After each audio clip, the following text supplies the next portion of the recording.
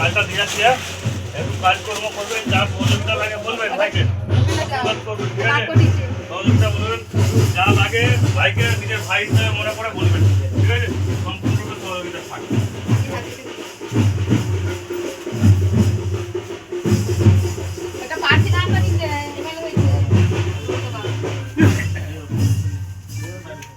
আসছি, হ্যাঁ? সহযোগিতা করবেন একটু।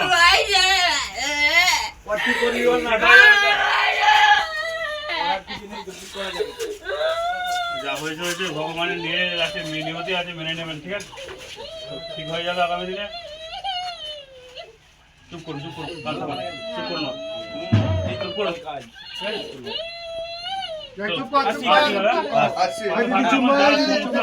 বলবেন আমাকে, এদের মাধ্যমে একটু বলবেন।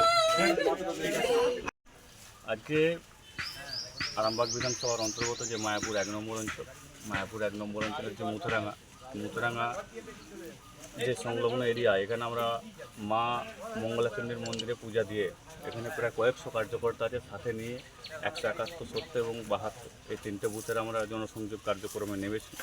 জনসংযোগ কার্যক্রমে নেওয়াকালীন সকালবেলায় আমাকে এখান থেকে একটা পরিবার থেকে ফোন করেছিল।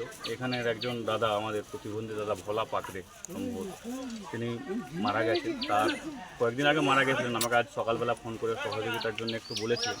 আমি আমার সামর্থ্য মতো 1 বস্তা চাল এবং সামর্থ্য মতো কিছু অর্থ আমি ভোলা পাকড়ে যিনি মারা গেছেন, ওনার যে দিদি আছে, দিদিও এক প্রতিবন্ধী দিদি আছে, ওনার যারা বাড়ির আরও অন্যান্য পরিবারের সদস্য, তাদের হাতে আমি আমার সামর্থ্য মতো সহযোগিতা তুলে দিয়েছি।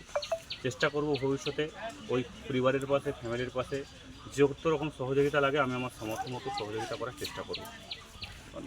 জ্যোতিষ জগতে অদ্বিতীয় ডক্টর অঞ্জন শাস্ত্রী, আপনার উজ্জ্বল ভবিষ্যতের একমাত্র দিশারি।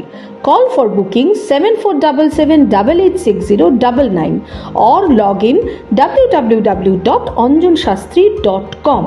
ডাউনলোড করুন আমাদের exclusive mobile app astro Anjan.